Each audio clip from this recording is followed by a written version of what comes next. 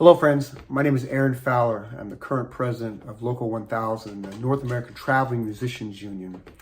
Thanks for clicking on this video of a town hall meeting we held at the Folk Alliance International Conference in Montreal in 2025.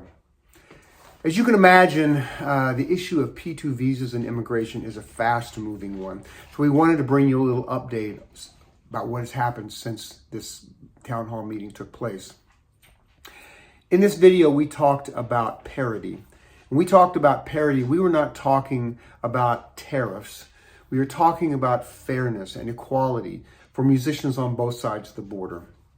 So thanks for joining. Just wanted to give you a little update on that. And thanks for your work, your interest in this campaign. And if you're interested in joining us in this campaign, please let us know and we'll be glad to help you get engaged. Thanks. Welcome, everybody. This is the P2 visas working towards parity at the Canadian-U.S. border town hall meeting. I'm very happy to see you all here. And I know there's a lot of competition with so many interesting events. We are videotaping this so that we can get the information out even further and hope that you will continue to do that.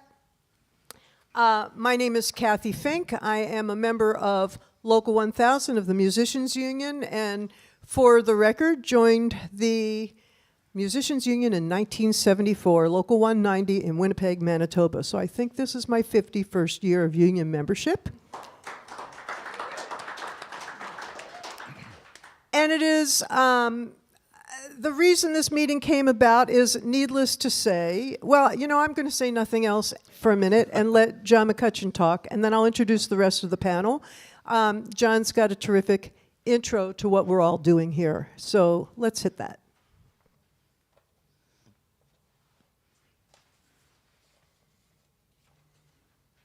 Hey folks, John McCutcheon here. And I'm going to kick off this town hall meeting with a story. It was actually several stories, but they're all related and they're really all about the same thing. The first story is about a young singer-songwriter. She's from right here in Georgia, where I'm from. And she's been hired by the Calgary Folk Club to go up and do a concert. So she flies up to the Calgary airport, goes to immigration, shows them her passport, the contract for the gig. She's done virtually nothing in advance. And because she's playing for a nonprofit, there aren't even any fees or work dues involved. Welcome to Canada. Pretty simple, huh? Kind of the way you would expect it to be between two old allies who share a common border. But at that same airport, at about the same time, there's a Canadian guitarist who is boarding his flight to Minneapolis. He's booked at the Cedar Cultural Center there and has got 10 other gigs besides that. He started his process over 6 months ago. Paid all his fees, but because of a slowdown in the California Visa Processing Center, he decided to play it safe and pay an expediting fee. He's got his visa now, he's boarding his plane, but he's out over $3,300 before he ever lands in the first city of his tour. A band from Toronto planned a big tour in the US, paid all their fees, thousands of dollars, worked for 6 months and more in advance, got all their visas, and then came COVID. And their tour was canceled. Hell, everybody's tour was canceled. Now, do you suppose they might have been offered a refund on all their visa fees? Or maybe even a deferment to when that tour was rebooked? Not a chance. There's a US citizen living in Canada, great bluegrass player, but he won't take any Canadian musicians into the US when he does shows there because it's too expensive and it's too complicated. And this is the story of thousands of Canadian musicians now that feel that they're never going to tour in the US again because it's too expensive, it's too complicated, and it's too unpredictable. One last story, and this is the one that's seldom told. All those tours that are canceled, for every show in every one of those tours, there is a U.S. venue that is dark that night. That the people who thought they were going to be working on all those nights are not paid and are not working. And all the restaurants, bars, shops, hotels that were going to benefit from those tours, they're out of that money too. And the worst thing is all those audiences didn't get to hear some great music. Local 1000 and Folk Alliance International have teamed up to call this town meeting because we share a really important common thing. We both have members on both sides of that border. Local 1000, in fact, is the only AFM local that is chartered to have members on both Canada and the US. And this foolishness has gone on for far too long. The lack of parity at our common border is ridiculous, and the process is bloated, inefficient, stupid, and just wrong. And it's time that we tackle it in a concerted and strategic way. And you Americans in the audience, you are critical to the success of this initiative because it's our government that makes the rules, and it's our government we are going to have to force to change them. Now, I know many will say, aren't there more pressing immigration issues going on in the US right now? And to them, I say yes. But to be an informed and active citizenry, we have to be able to do more than one thing at a time. So thank you for coming this morning. This is the first step in a long process. But as the old song says, step by step, the longest march can be won. Now it's time to listen to your stories. And as my fellow Georgian John Lewis used to say, let's get ready to make some good trouble. I want to Hey, thank folks. John. John McCutcheon here. He wants to talk again, but we're only giving him one time. No, I want to thank John for making that video, and it really sums up what we're doing here. Let me introduce the panel to you, starting on your far right, Jennifer Rowe, the esteemed Executive Director of Folk Alliance International. Thank you. Joy Bennett, Executive Director of Old Songs, Concerts, and Festival, also a performer and a business person. Joy Bennett. Matthew Covey from Tamisdat. Did I pronounce that right? Close enough. Close. How do you pronounce it? That's fine. Okay, Matthew Covey from That's Fine. He is an immigration attorney, cultural folks. advocate, musician, John McCutcheon here. and music industry professional. And Tamisdat is a nonprofit with the mission of facilitating international cultural exchange.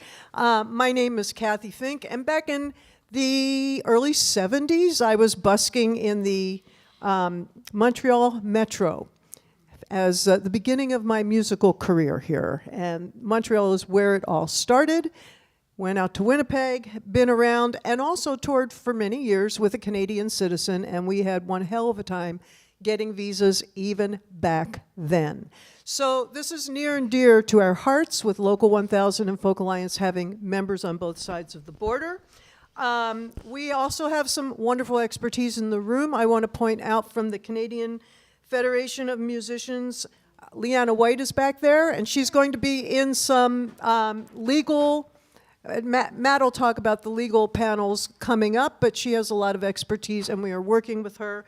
I also want to say that as you hear this today, some of you who are Canadian or perhaps presenters in the US are going to go, oh, I have a story that fits with that. And we have a place for your story. Afterwards, we have this room. We're going to have the panel until 11:30, and then afterwards we have this room until 11:30, 12:30, 1 o'clock. We have 30 minutes where back there, Aaron Fowler from Local 1000, where's Eve? Eve Goldberg and a couple others of us will be hanging out. We would love to record those stories. This is the narrative that can be connected to the data that Leanna and her team are putting together that helped this campaign. So please stick around for that.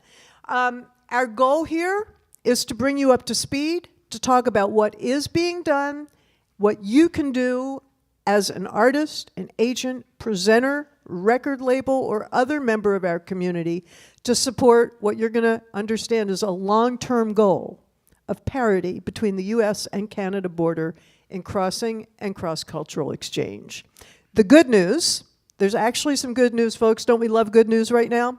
The good news is that there are people already working on this, some of them in this panel and some of them in this room, but we want to bring you into the loop so that you can become part of the future that we all dream of. Let's see.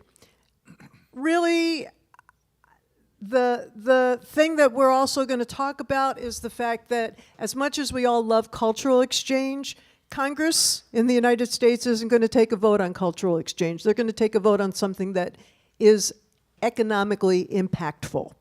And so we are working to create some of the data that shows the economic impact of this on the U.S. side. And I want to say one more thing before I turn it over to Matt. I've had some conversations with Canadian pals over the last day who said, oh, well, I'm not going to go to the United States. I don't want to give them my money. And some of them were presenters, and I went, don't go there on vacation. Don't give us your money. But your artists still want to work there, and they need the money that they can make there. I just want to make sure that we understand that the focus is on cultural exchange and parity. The focus isn't on, at the moment, what a total mess the U.S. government is, all right? This is an issue that has been here through multiple administrations. This administration isn't going to make it any easier, but it's also not going to make us lose our dream of a successful long-term campaign. I want to keep that in focus, and then I'm really delighted to turn it over to Matthew Covey. Thank you so much. Thank you so much. Can you hear me? Is this working? It's working. Okay, great. It's hard to know exactly where to start, but I think that the couple things that you spoke about just now, I want to mention. First of all, the topic of that there are people working on this. That's important to realize, and I think it's hopeful. In a way, it's hopeful. It'd be more hopeful if no one ever thought of this problem before, and we're starting now, and who knows? We could solve anything we want to solve. The truth of the matter is that there has been a long history of advocacy in the cultural sector in the U.S. to address this topic, not specifically P2s, but really talking about the entire notion of artist mobility into the U.S. And just to give you a location on this, most of the work that's been done in recent years has been focused around an organization, an ad hoc coalition of arts organizations in the U.S. that refers to itself as the Performing Artist Visa Working Group. And it is a coalition of arts organizations that includes everything from the AFM and the CFM to South by Southwest to Folk Alliance to APAP, Carnegie Hall. It's a fairly large and very and quite organized coalition. It's largely led in terms of advocacy by the League of American Orchestras and the wonderful people there who have a lobbying presence in DC, and many other members of the group also have lobbying presences in DC. So historically, certainly for the last 5-10 years, the focus of the group has been to try to look at what's happening and come up with working plans for how to have knowable, feasible impact on the structure of the U.S. immigration process as it pertains to artists. My organization, Thomasdot, is on that group, and the role that we play as a legal organization is a kind of ongoing analysis of what's happening in the field and what's needed what's happening in the field of immigration, what's needed by the field of the arts, and to try to figure out how to bring those things together. We annually publish something that we refer to as the White Paper on Artist Mobility to the U.S., which is an analysis of thousands of cases that go wrong. It's a deep dive into why those cases went wrong, and a very lengthy and, if you're not in the field, extraordinarily boring list of advocacy goals. They range from advocacy goals that relate to how things work in the mailroom at the service centers to actual statutory changes that could make the process more efficient and more transparent, more affordable, and more equitable. It usually clocks in around 80 pages. It's a hell of a read. But that white paper largely has been the policy map that the Performing Artist Visa Working Group has used in its advocacy. What's happened that's been good is that I've been working on this. Yeah, it's a little hard. I've been working on this since the 90s. Some people in this room have been working on this topic for even longer. But I can say that when we started publishing the white paper on artist mobility about 8 years ago, it was kind of a existential spaghetti on the wall idea. Like, it was a goal. The goal was to try to figure out, like, well, what does the cultural sector need in this field, and how do we articulate it in a legal way that the U.S. government will understand? We didn't really expect that anyone would listen or that anyone would even read it. And for a few years, we were getting, the Performing Artist Visa Working Group, and most of the members came on board with it and supported it. There was a lot of negotiation, making sure that it fit everyone's needs and wasn't creating problems for certain members, but we got there. And then there was a question of how do we get the government to listen to it? And to me, there were a lot of issues with the Biden administration. I'm not going to defend it broadly in many ways, but one thing that did happen during those 4 years was the Performing Artist Visa Working Group and the cultural sector using that as a voice actually got some traction. We reached a point where, contrary to the prior 25 years, the government was listening. We would call and say, there's a problem, we need a meeting. We'd get the meeting with Homeland Security. We would get the meeting with State Department.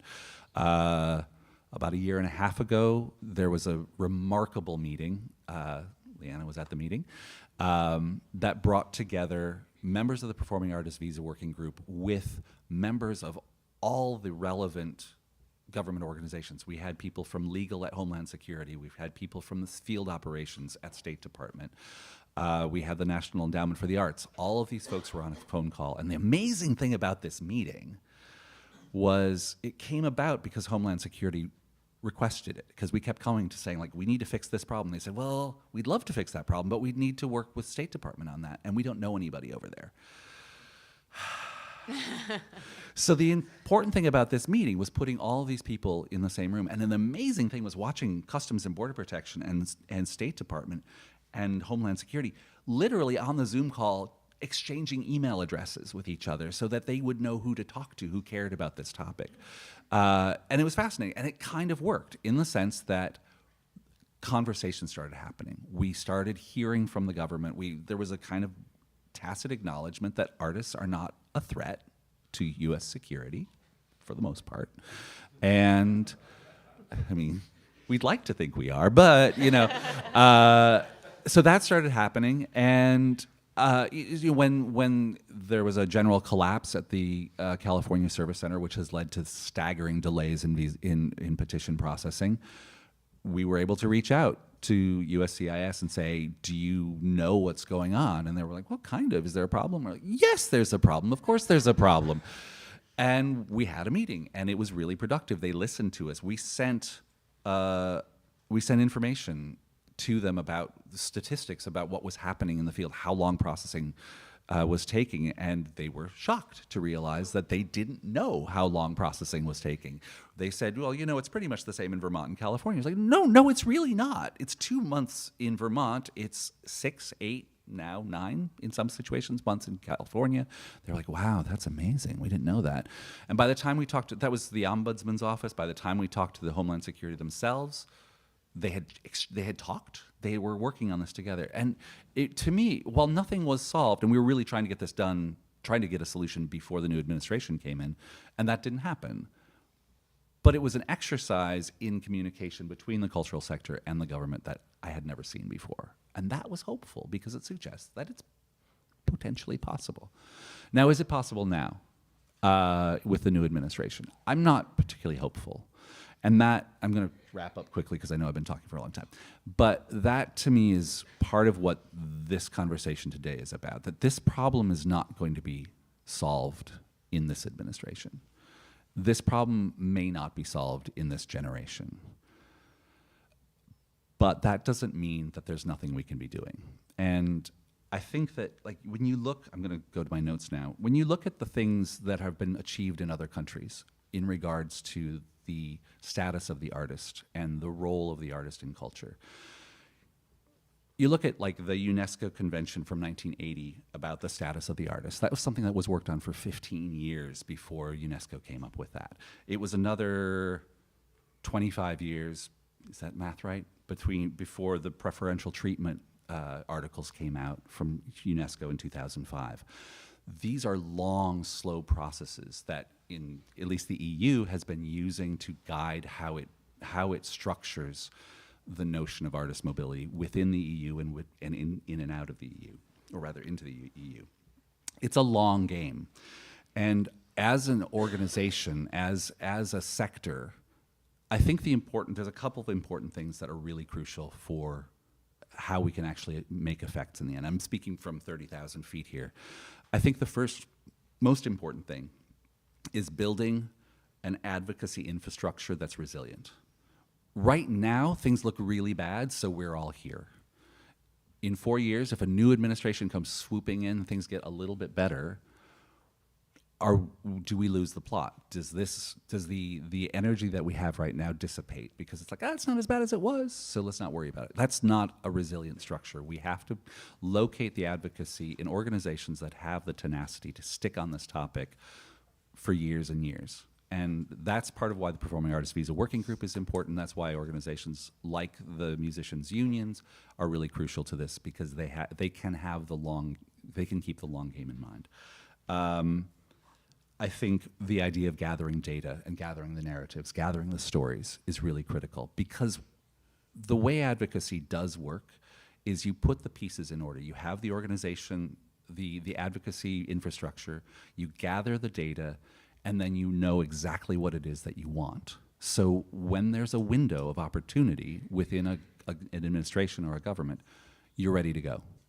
And whether that's 5 years or exactly 4 years from now, when there's a massive regime change in Washington, hopefully, that's great. And we'll be ready to go, and we'll know what we want.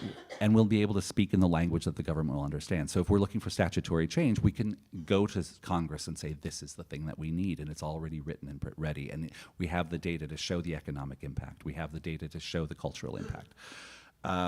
So knowing what we want, knowing the economic reasons, knowing the cultural reasons, and having an understanding of how the change that we're looking for fits in within the broader structure of the government and fits in within the broader structure of advocacy outside of our sector.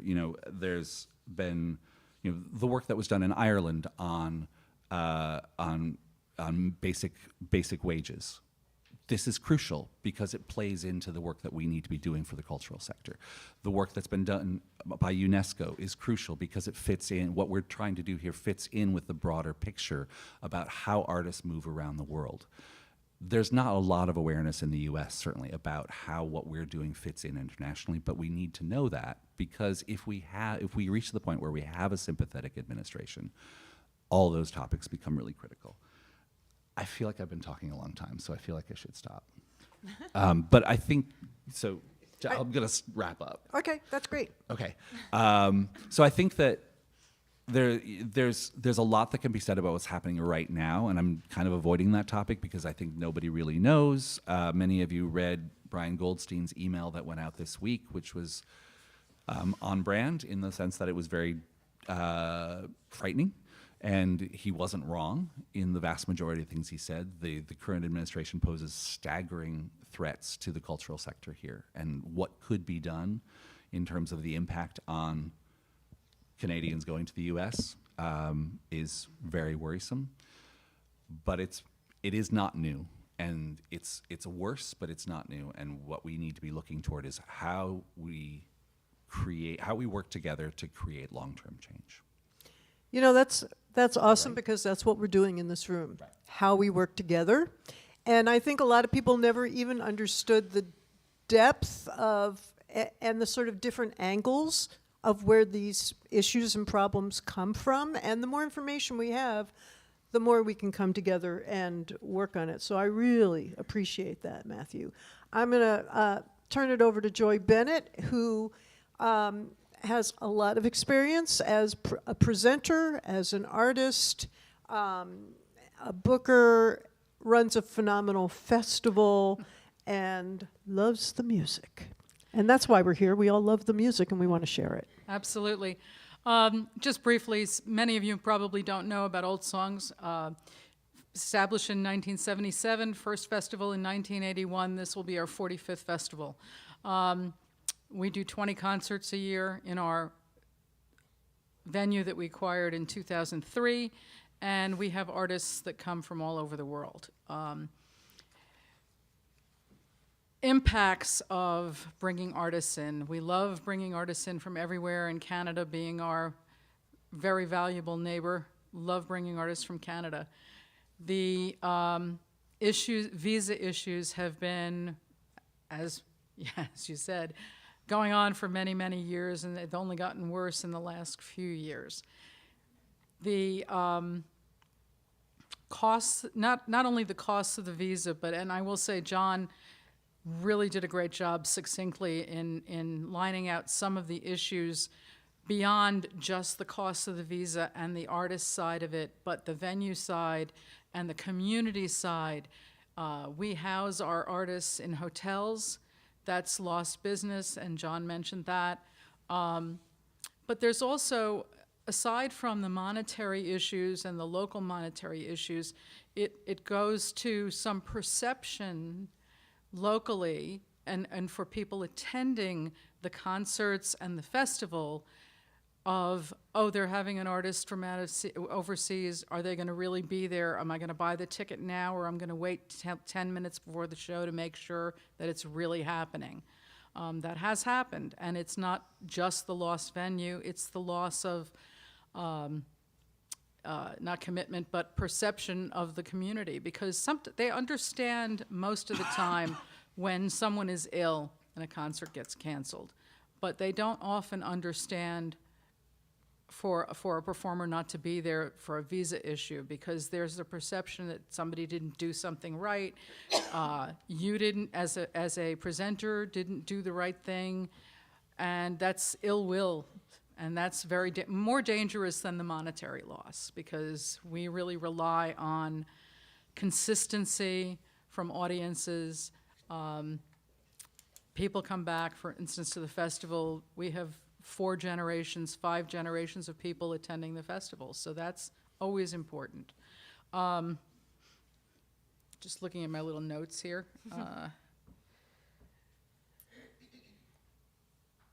Be good if I looked at the right ones, wouldn't it? So when a show is canceled, it's less impact at the festival if an artist doesn't make it, although there's still some major impact. We've had to put out signs, this artist can't be there for whatever reason. People get disappointed because some people come to see that particular artist as well as the other artists. When it comes down to having to cancel a concert, the impacts are, as John said, the venue goes dark for that night. You have to refund money from tickets that are purchased ahead of time, and the disappointment factor again.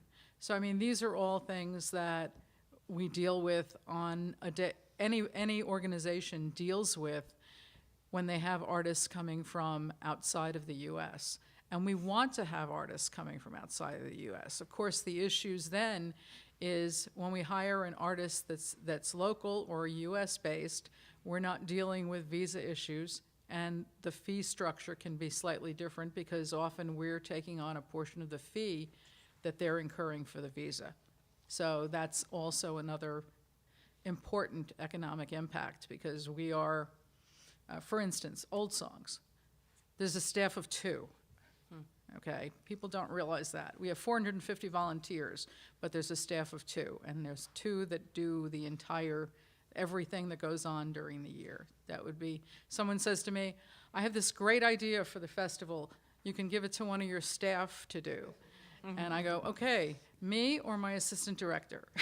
Pick one. So, and many organizations are like that. So the impacts can be, in some cases, immeasurable. I knew I would be short, so. Well, but you've given us some really good perspective from a presenter's point of view. And also, not to diminish Old Songs, but when I say a small presenter's point of view, you have 2 staff people.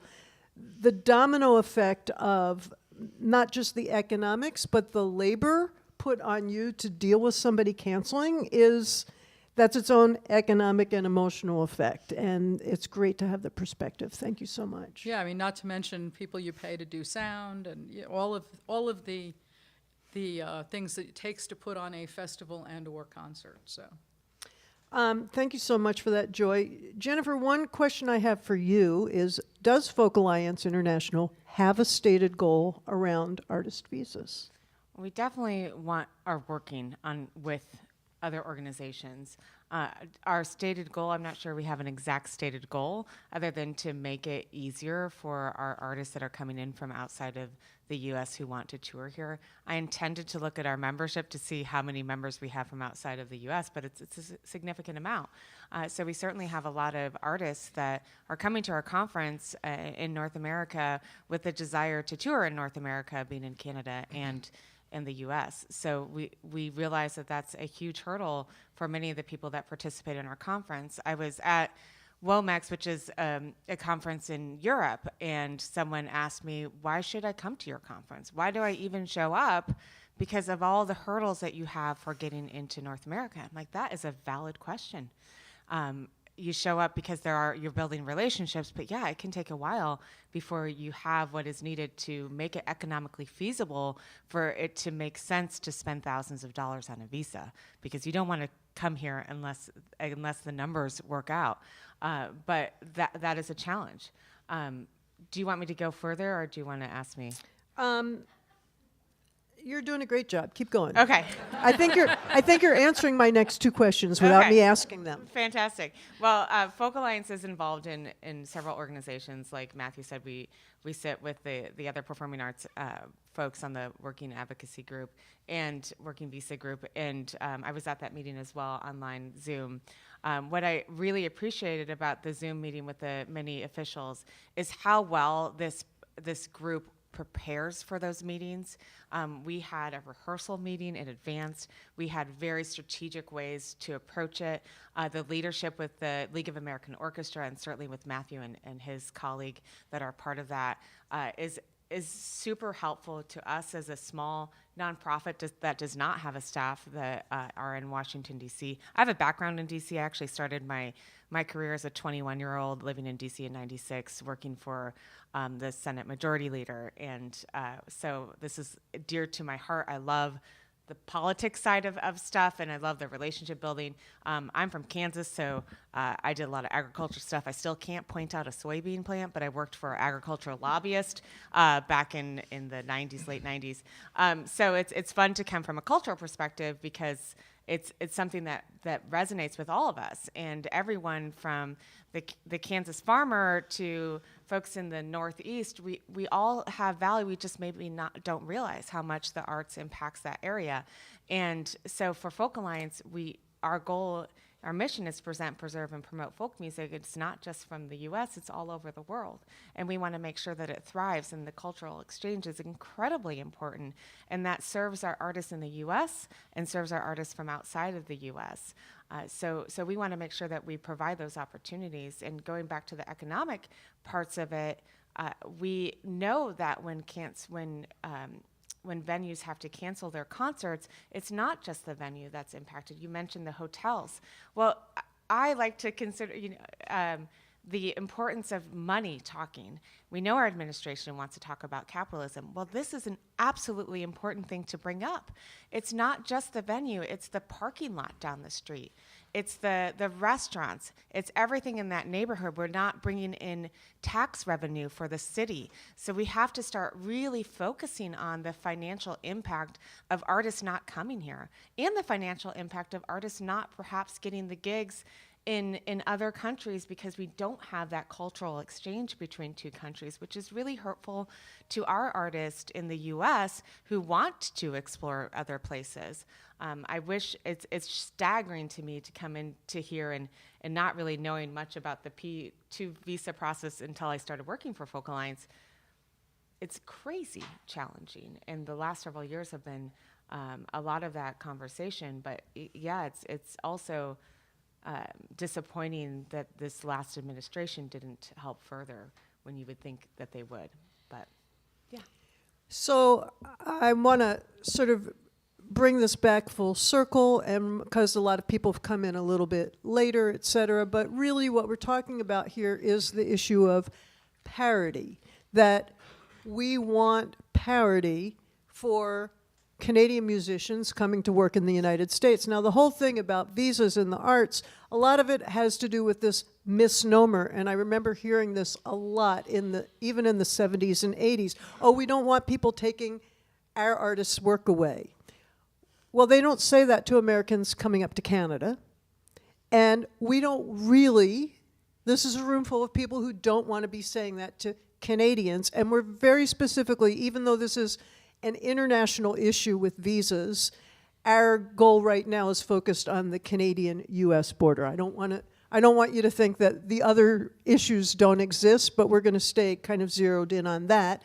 The parity is what we're after, and with Folk Alliance and Local 1000 of the Musicians Union having members on both sides of the border, there's an obvious connection here to trying to create that parity. There's one more very expert voice in the room. Leanna White, would you like to speak at all? You can come up here if you want. Leanna is from the Canadian Musicians Association, or Federation of Musicians. And to my understanding, if I've gotten this right, Leanna, feel free to grab the mic and turn around and face people if you want. You're where the visas land first, and then you pass them on. Is that what's... And you're doing another workshop that gives those details, right? Yeah, sorry, I had not prepared anything. I was coming as a visitor. I guess briefly, I'm Leanna White. I'm the executive director of the Canadian office of the... I don't usually need a mic, the person who just said. Anybody who really knows me knows I don't need a mic. Anyway, but so I'm not used to it. At any rate, jokes aside, so I am the executive director of the Canadian office of the American Federation of Musicians of the United States and Canada. I started out processing visas almost 30 years ago, so I am very, very knowledgeable on the subject and have seen all the ups and downs.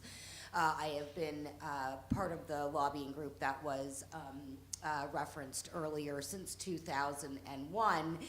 And that's when the USCIS first introduced their premium processing fee. So we've been battling the premium processing since June of 2001.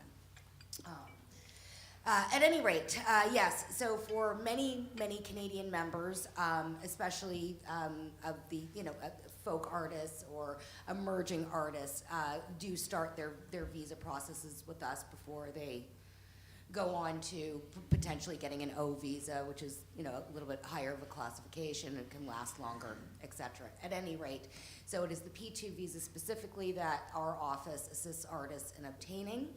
And yeah, so you could go to cfmusicians.org and find all the information there on how to apply. Again, we are on Matthew Covey and I are on a panel later today, 3 o'clock, to tell you how to, to cover the various classifications of visa.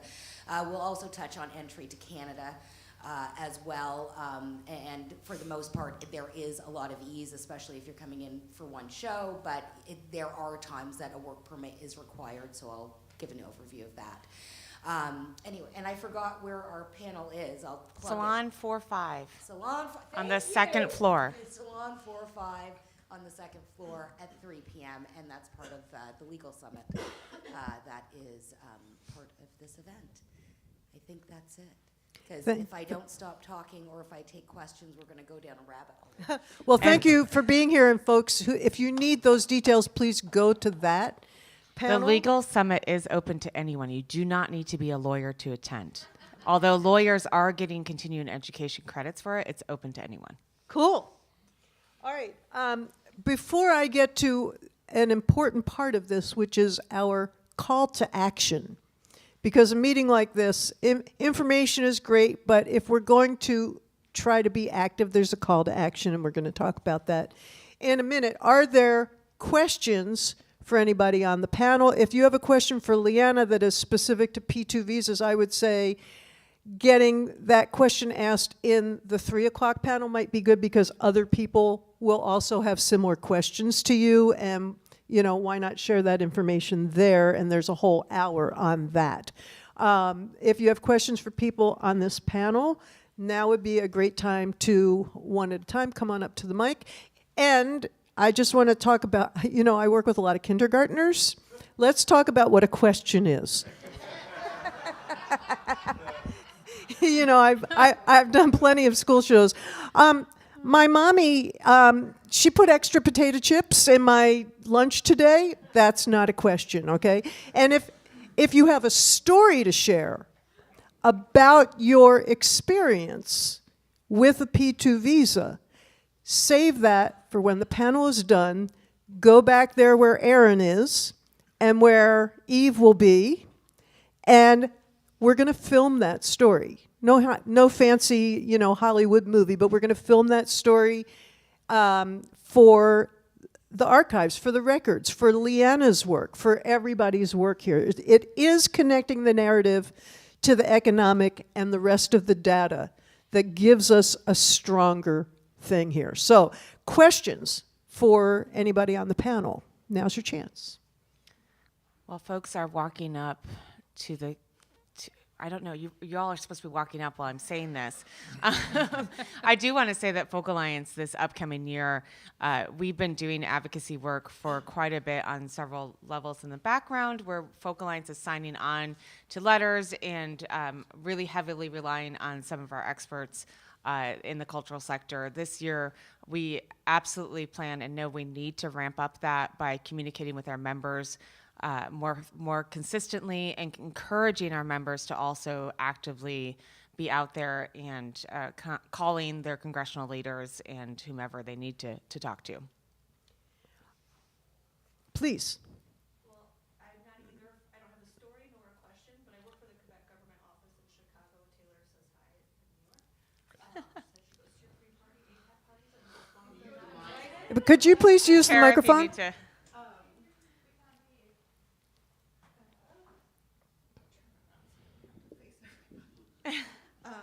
So just two things. One, I know you're familiar. The Quebec government office has like a really strong network in the United States.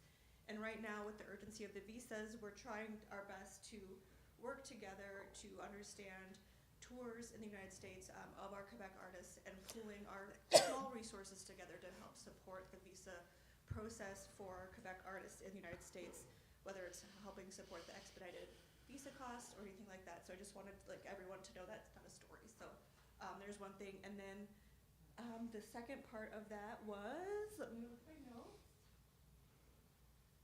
Oh, you said 4 years. We have 2 years for Congress. So like, we have Yes, 4 let's get a new Congress in 2 years. So that's it. So we have 2 years to like see how that works, how our advocacy can work in that space. So Can you introduce yourself again if people didn't hear you? sure, Carith Iverson from the Quebec government office in Chicago. So, and we work with Folk Alliance throughout the past few years since Yeah. you're in my territory. So. Thank you. Thank you, Chris. Any other questions for the panel? Feel free to make that microphone taller. Hello, my name is Alex from a band called Moonfruits from Ottawa. My question is, oh wow.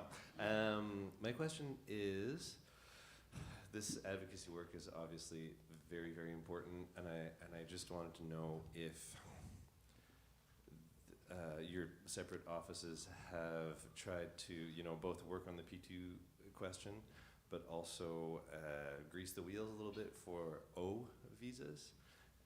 I was just curious to know if you have helped artists through that process as well. Matt, before you answer that, would you also talk about the difference between a P2 visa and an O visa so everybody understands that? How many hours do we have? Great. Exactly. 3 o'clock 30 is the time. seconds. The work that we do is really on all the artist visas. So the P1, P2, P3, O1, all the O2s and P1Ss, and like we work on all of those together at the same time. So to me, there's not really a differentiation between them. So the advocacy work that we were talking about they're all mixed together. So yes, the answer is yes, we do work on those. Good question though. Yeah, other questions? John? I want to talk about my potato chips. Sit down. There is a point that needs to be made, I think, and that's my good brother and friend John McCutcheon talked about this being a small issue compared to the big issues in the United States, and I have to disagree with this. This is part of one of the biggest issues in the United States that we're facing. We're talking about the immigration problem and an attitude that has grown in my country over immigrations that is just shameful. I was flying back from Oaxaca in December, and I was sat next to a Mexican worker who was going to pick tomatoes in Florida. He's one of our comrades. He's somebody who wants to come to the United States because there's opportunity to make some money that he needs to take home to help his family. That's what we're talking about. And I applaud the efforts to put this committee together. I think it's very important, and I really am grateful that this is happening. But I think we have to, part of our work is we have to educate and inspire, especially the citizens of the United States, to change their attitudes about immigration altogether. It's insane. We need to have something that is very close to, I think, open borders, where people have a way to come into our country and leave our country, go into other countries, and leave those countries. In the 1990s, we passed, the Congress passed NAFTA, which allows capital to cross borders freely. And it's insane that we don't do the same thing for the people of these three nations. We have to think about our Mexican comrades and compañeros who are also musicians, and they're depriving the cultural music that we have from that part of the border. So I think it's important to focus, as Kathy has pointed out, but we also need to realize that we're part of a much bigger problem, and we need to join that movement to change the attitudes of shame in the United States about immigration. Thank you, John.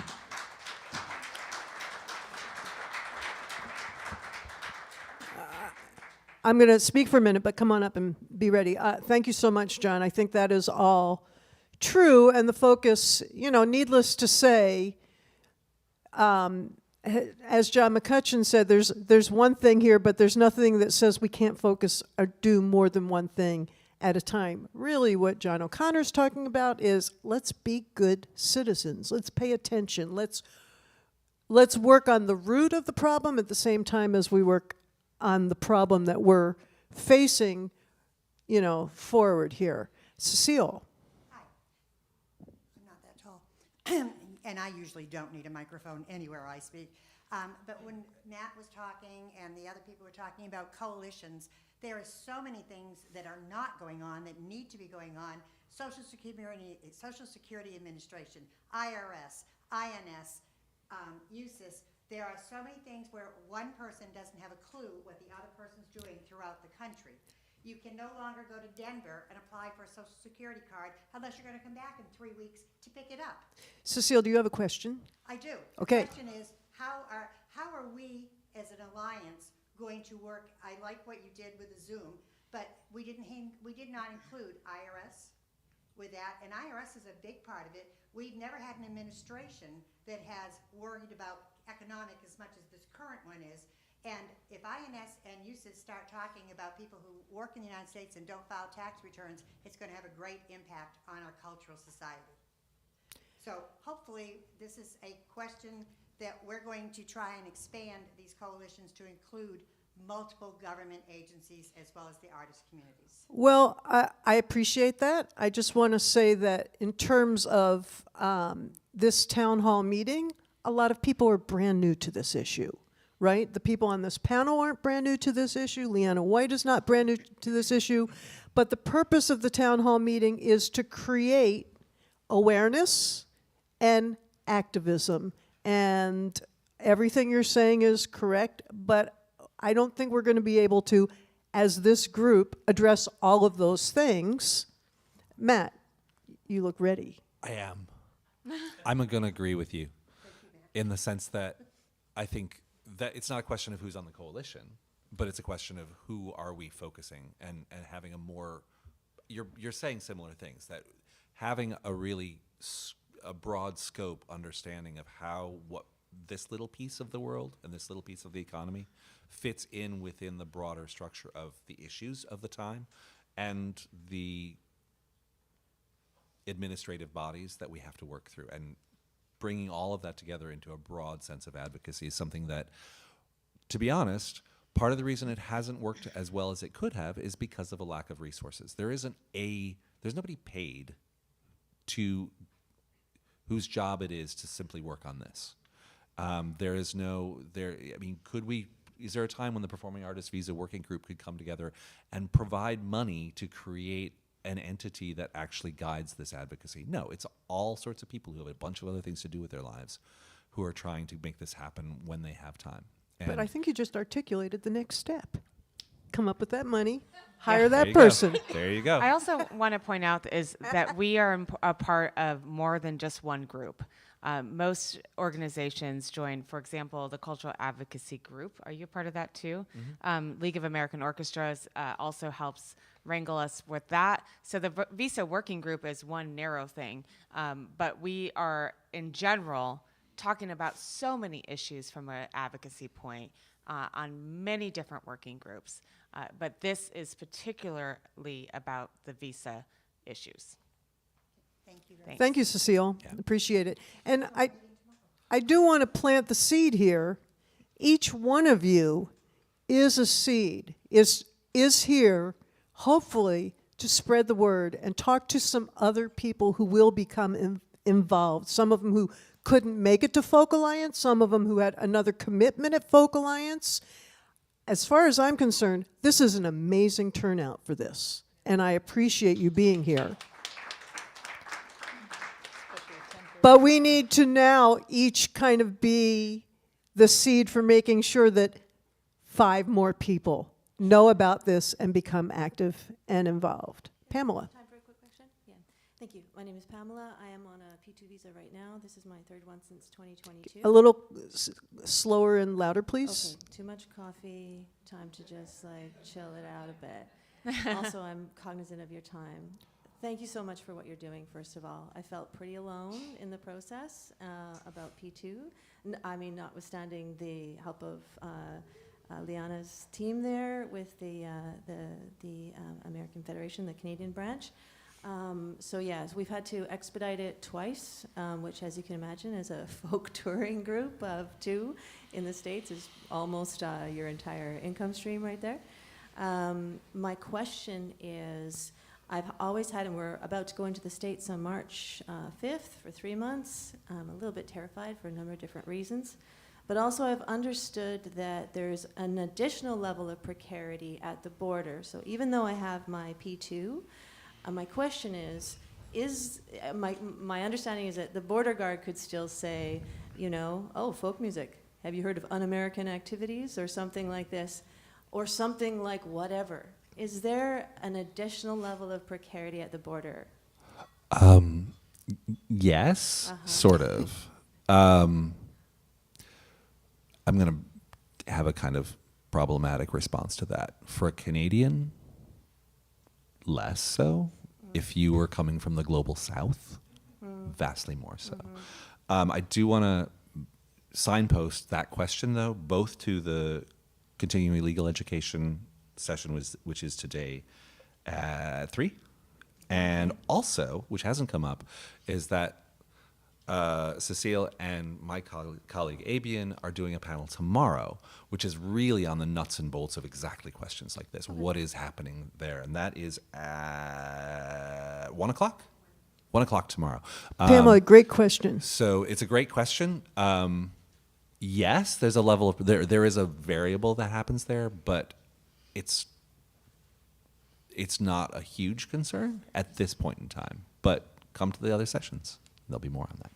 What's the title of that other The session? session tomorrow is U.S.-Canada Tour Costs, a Pre-Contract Guide for International Acts. So it's covering a bunch of topics that have to do with the economics of touring, but obviously visas is a huge part of the costs of visas, and also Cecile will be talking a lot about taxes in the U.S. We're going to take one last question and do a wrap, and then we have an opportunity to meet and greet in the back, et cetera.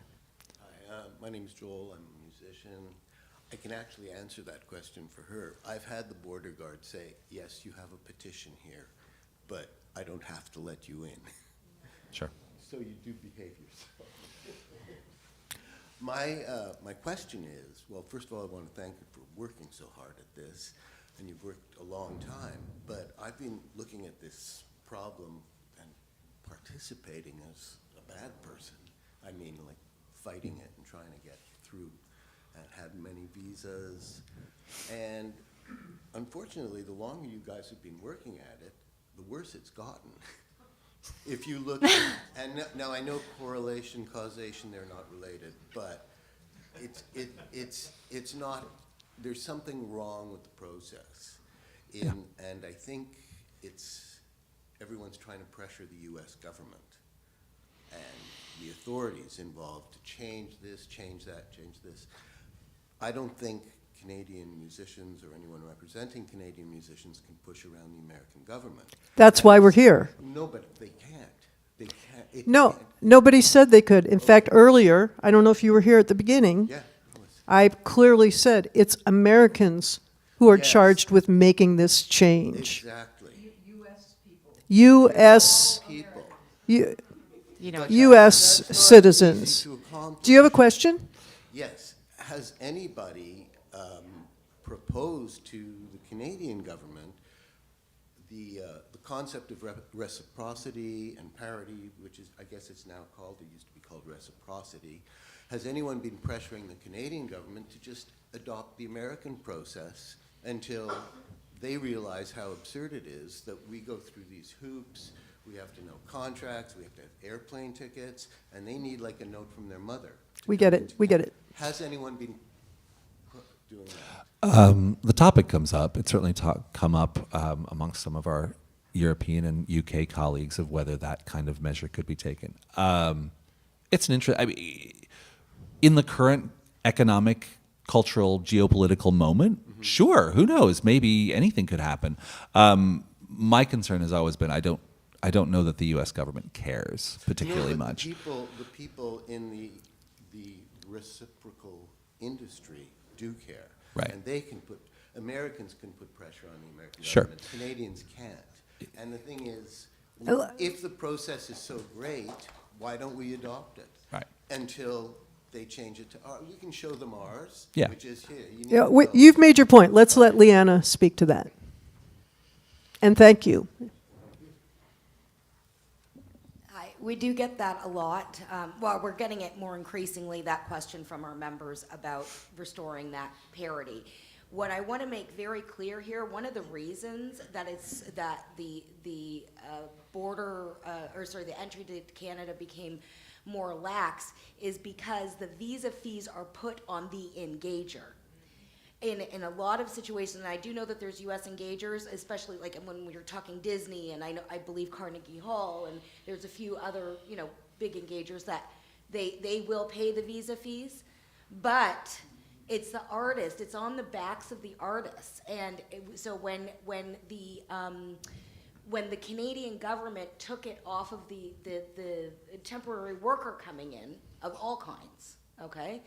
When they took the, when they put the fee off of the worker and onto the businesses, and we were in a conservative government, all of those businesses charged at the government and said, I don't want to pay these fees, et cetera, et cetera. Also, for musicians coming in on a tour, it would be 200, the first venue was responsible to pay the visa fee. Even if a band was on tour for 6 months in Canada, the visa fees landed on that first venue. So this is why we're at where we're at. It doesn't exactly answer your question. Yes, I get these situations. We are probably going to be pressed by our membership to go to government and see if we cannot restore back to the way we were pre-2014. So that's it in a nutshell.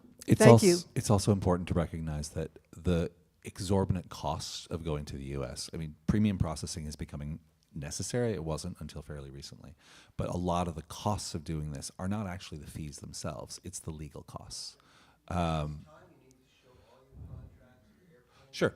But the thing about it is that when you take all that and then you create the requirement for a 100, 200, 500-page petition that somebody has to put together, and lawyers are going to charge their lawyer fee for that, that's where it gets crazy expensive. And if you can make the process simpler, if you can streamline it, then lawyers wouldn't have a reason to be charging as much money. So that's a lot of the angle that we were coming on. Is how do you, I don't know that we'll ever reduce fees. Fees tend to not go down, but can we simplify the process so the legal fees go down? That's the angle that we've been Well, and looking at. ultimately, this should literally be as simple as a form you fill out online, pay a simple fee once, and say, done. You know, sometimes dreams come true, folks. But obviously, this is an engaged group of people who want to see change. And so, Joe Jenks, did you have something completely new to add? And can you do it quickly? I want to ask what the individual action is for Oh, I'm about to tell you. a resident of the U.S. or Canada to push back on this. Well, Canadian residents really, they don't have any legal standing to push back on this. They're working with Leanna's office and with whoever they work with to get their visas. Joe, I think the point here has been, it's on us, the people who live in the United States, to do that work on behalf of our Canadian sisters and brothers that we want to hear their music and disseminate their music in the United States. The whole thing about this meeting is, I'm going to bring it right back, we want parity. You know, do we want retribution? No, we're not dreaming of retribution, thank you very much. You know, it wouldn't surprise me if it were to happen at some point. Let's be honest, folks, the Canadian government is also about to change. You know, we're living in crazy times. But for the moment, what I want to say is that I want to thank Jennifer and Joy and Matthew for taking time in not only thinking about this in advance, but presenting and being here to talk about this incredibly important thing. Thank you. I